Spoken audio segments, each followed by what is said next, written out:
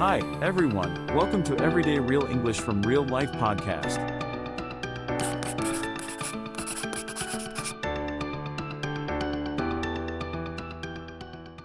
Welcome to the deep dive. Today, we're tackling something really important, something that can feel a bit scary, but is definitely doable. Mastering the English job interview. If you're learning English, just the idea of an interview, well, it probably brings up a lot of questions, right? Like, what are they going to ask? Will I understand everything? How do I say what I mean clearly? Absolutely. So our goal today, our mission, is really to cut through that worry. We want to give you a clear path, some tools, to build your confidence so you can really communicate effectively and, well, shine in those interviews. That's a great way to put it. Many people see interviews as this, high pressure test. Yeah. But it's maybe better to think of it as a conversation, a two-way street. Right. It's a really good chance for you to figure out if the company is a good fit, to understand the role better. Right. And, of course, to show how your skills and background match what they need. And, importantly, to ask your questions, too. Asking questions back. That's key.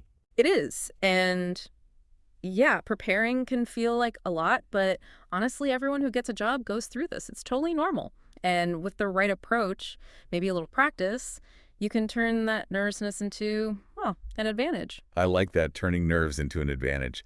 Okay, so let's dive right in. Let's start building that toolkit, especially with the specific language you hear in these interviews. We're kicking off with some essential phrases, those questions you're almost certainly going to encounter. Essential interview phrases. Definitely. And for each one, we'll break down what the interviewer is, really looking for, not just the surface question. Good. And then we'll give a clear example you could adapt. Perfect. So the first one, often right at the beginning. Tell me about yourself. The classic opener. Exactly. And this isn't really asking for your whole life story, your favorite pizza topping or anything. Oh, right. Keep it professional. Totally. It's your chance to give a short professional summary, like an elevator pitch. You want to connect your background, your education, maybe your recent work experience, directly to the job you're interviewing for. So relevance is key. Relevance is absolutely key. The interviewer wants to see how your story, your path, has prepared you for this role right here. It's less what I did and more what I can do for you, the company. Okay, that makes sense. Can you give us an example? Sure. Something like, certainly. I studied computer science at UCLA and then did an internship at a tech company where I focused on front-end development. I'm really passionate about creating user-friendly interfaces, and I'm very interested in the kind of innovative solutions your company develops. Nice. Short, relevant, professional. Okay, so after introductions, they often want to know more specifics. I guess, what are your strengths? Comes up a lot. Almost always. How do you answer that well? Especially if English isn't your first language. It feels like you should just list things. That's a good point. Listing is okay, but it's much stronger if you can connect it to the job. When they ask, what are your strengths? They want to know about your abilities that are actually useful for this specific position. Okay. So instead of just saying, I'm a good communicator, maybe give a tiny example if you can. Show it. Don't just say it. Show, don't tell. Got it. Yeah, so maybe. I'd say strong problem solving is a key strength. In my last role, I often figured out ways to make our projects run more smoothly, which actually cut our completion time by about 15%. I also have excellent customer service skills. I really focus on listening to clients and finding solutions for them quickly. Oh, adding that number, the 15%, that makes it really concrete. Exactly. Quantifying helps if possible. Okay, now for the one that makes a lot of people nervous, myself included sometimes, what are your weaknesses? It feels like a trick question. It really does feel like a trap sometimes, doesn't it? Yeah. But the real insight here, what they're actually looking for, isn't a big confession. It's about seeing if you're self-aware. Self-awareness. And if you have a growth mindset, are you willing to learn and improve? So the key is to mention a real weakness, but one you're actively working on. So show you're doing something about it. Precisely. Don't say you have no weaknesses. Nobody believes that. And definitely don't pick something essential for the job. Right. Don't say, I'm bad at communication if you're applying for a sales job. Exactly. So you could try something like, well, I sometimes find it hard to delegate tasks because I like to make sure everything's perfect myself. But I've been working on this. I've started setting up more team check-ins to assign tasks clearly and trust my colleagues. And it's actually helped our team work more efficiently. That's a great answer. It's honest, but it ends on a positive note showing action. Okay, moving on. Why are you actually there? The question, why are you interested in this position? This is where you connect yourself to them, right? Exactly right. This is your big chance to show you've done your research. Okay, homework time. Yes. You need to show genuine interest. Talk about the company, maybe something specific you admire about their work or their values, and connect your skills directly to what they need. Show how your goals fit with their mission. Enthusiasm plus research. Got it. Example. How about, I'm really interested in this position because your company's focus on sustainable practices aligns perfectly with my own values. I've been following your recent work in mentioned specific area, e.g. renewable energy, and I believe my background in project management could really help contribute to those important goals. Oh, I like that. It shows you know the company and you care about what they care about. It's not just any job. Exactly. It's this job, this company. Okay. Now, sometimes they push a bit harder, sort of like, okay, sell yourself, the why should we hire you question. How do you nail that one without sounding arrogant? Yeah, that's the balance. This is your chance to clearly state your value. What makes you the best choice? They want to see if you understand what the job really requires and if you can deliver. So, connecting skills to their needs again. Yes, but even more directly. Don't just list skills. Explain how those skills solve their problems or help them reach their goals. Reiterate your unique contribution. Okay, like a mini proposal. Kind of. You could say, I believe you should hire me because my combination of analytical skills and experience in mentioned specific skill directly addresses the challenges you mentioned for this role. For instance, in my last job, I improved our data analysis process, which led to a 20% increase in marketing effectiveness. I'm confident I can bring that same focus on results to your team and help you achieve mentioned a company goal. Very strong. Specific, confident, results-oriented. Okay, looking to the future now. Where do you see yourself in 5 years? They don't want vacation plans, right? Definitely not. They ask this to gauge your ambition and see if your career goals sort of line up with opportunities at their company. So they want to see if you might stick around and grow with them. Exactly. Are you ambitious but realistic? Do you see yourself contributing to their future success? It's about showing how your growth benefits them too. Okay. What's a good way to phrase that? You could say something like, in 5 years, I see myself having grown significantly in mentioned area. For example, data analysis and taking on more responsibility, perhaps leading key projects within a forward-thinking company like yours. I aim to become a real expert in my field and contribute to the company's strategic goals, maybe even mentoring newer team members. Nice. Ambitious, but grounded in contributing to the company. Okay, last one in this section. The table's turn. Do you have any questions for us saying, nope, all good is a bad idea? Oh, absolutely a bad idea. Never say no. It suggests you're not really that interested or engaged. Right. Always have at least 1 or 2 thoughtful questions ready. It shows you're proactive, genuinely interested, and you're evaluating them too. It makes it a real conversation. Good point. What kind of questions are good? And what should we avoid? Good questions show you're thinking about the role, the team, the company culture, future projects. Avoid asking about salary or vacation time right away, unless they bring it up first. Got it. Save that for later. So an example question. Sure. You could ask, could you tell me a bit more about the team I'd be working with? Or maybe, what does success look like in this role in the first 6 months? Or even, what are some of the biggest opportunities or challenges the team is facing right now? These show you're thinking seriously about fitting in and contributing. The STAR method guide. Okay, those phrases are super helpful for answering direct questions. But what about those questions that ask for examples like, tell me about a time you faced a challenge? Or describe a situation where you had to work under pressure. Those are behavioral questions, right? Exactly. They want to understand how you've behaved in past situations as a predictor of future behavior. And just telling a story off the top of your head can be tricky. You might ramble or forget important details. Precisely. And that's where the STAR method is incredibly useful. It's a simple framework to structure your answers to these behavioral questions. Makes them clear, focused, and impactful. STAR. Okay, what does that stand for? It's an acronym, STAR. S is for situation. First, you set the context. Briefly describe the situation or the challenge you're in. What was the background?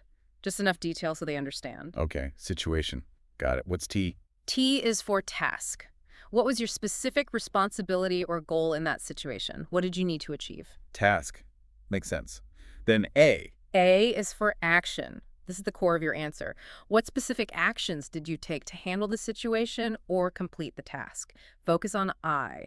What did you personally do? Right. Emphasize your own contribution. Okay, STA and R. R is for result. What was the outcome? What happened because of your actions? Focus on the positive results. And like we said before, you can use numbers or specific examples to show the impact. That's really powerful. Situation, task, action, result. Star.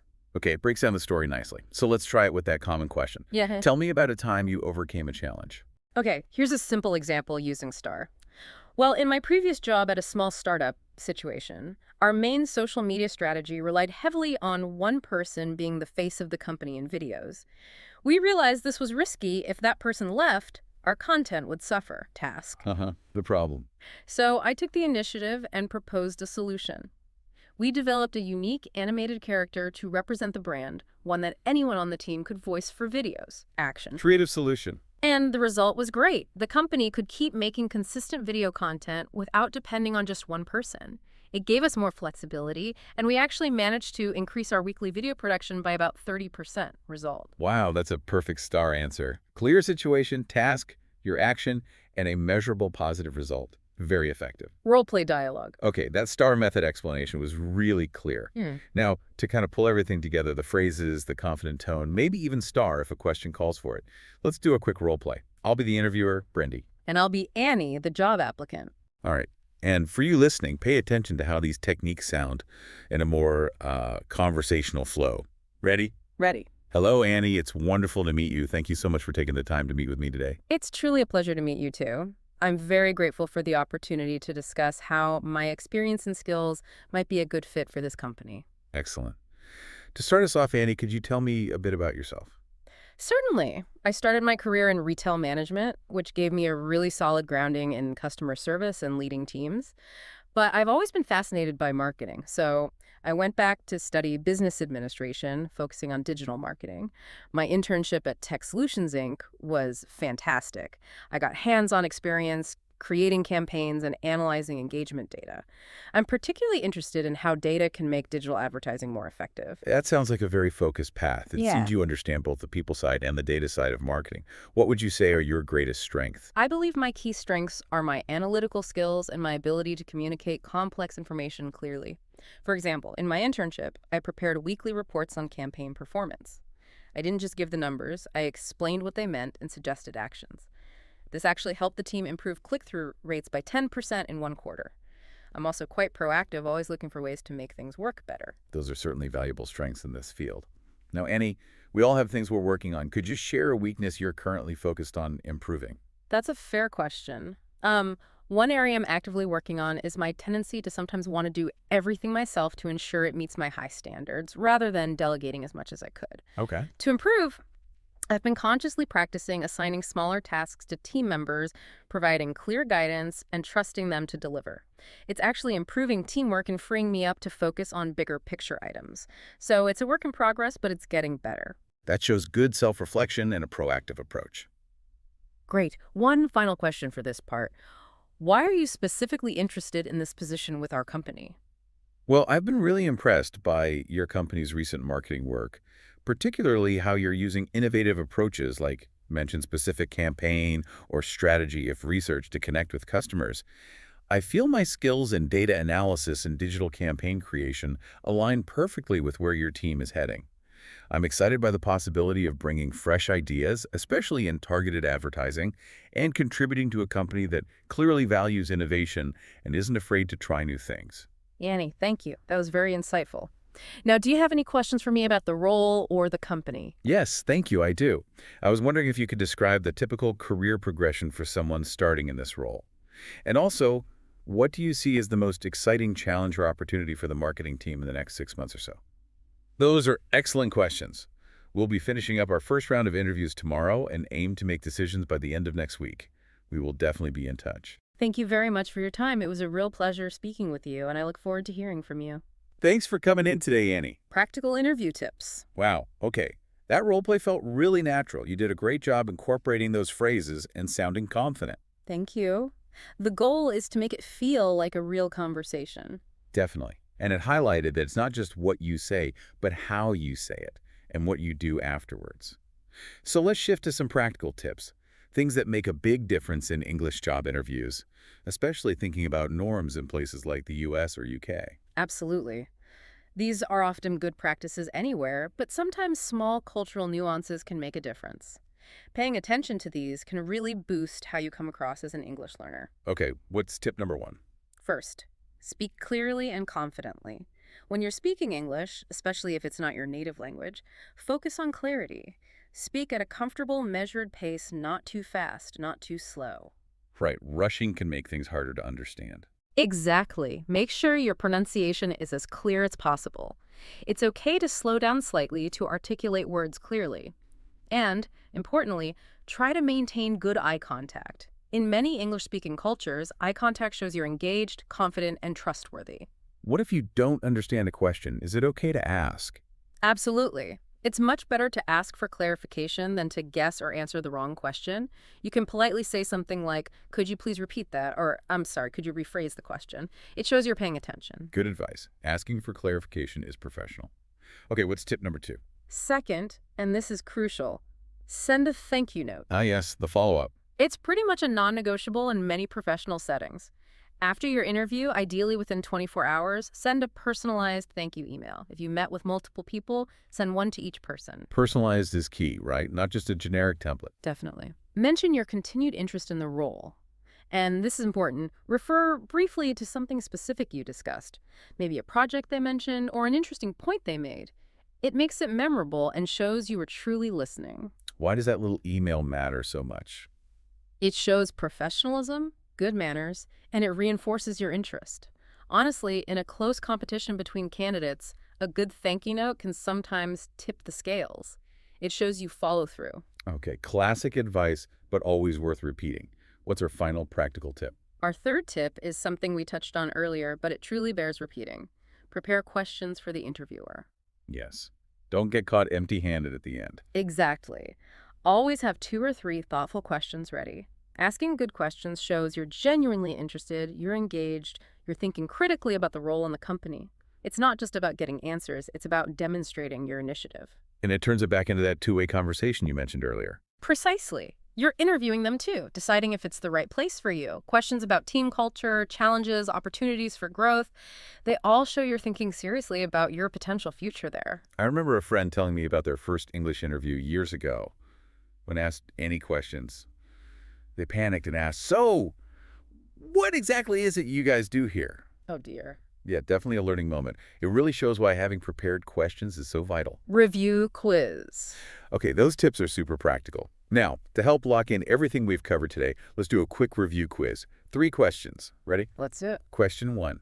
When an interviewer asks, "Tell me about yourself," what should you generally avoid including in your answer for a job interview? Is it A, your relevant work experience, B, your professional interests, C, a very long, detailed story about your childhood or unrelated hobbies, or D, your education?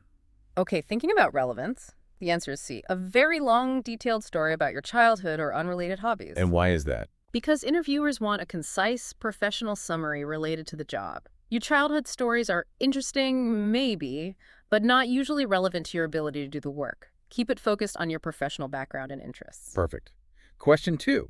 We talked about the STAR method for answering behavioral questions. What does the R in STAR stand for?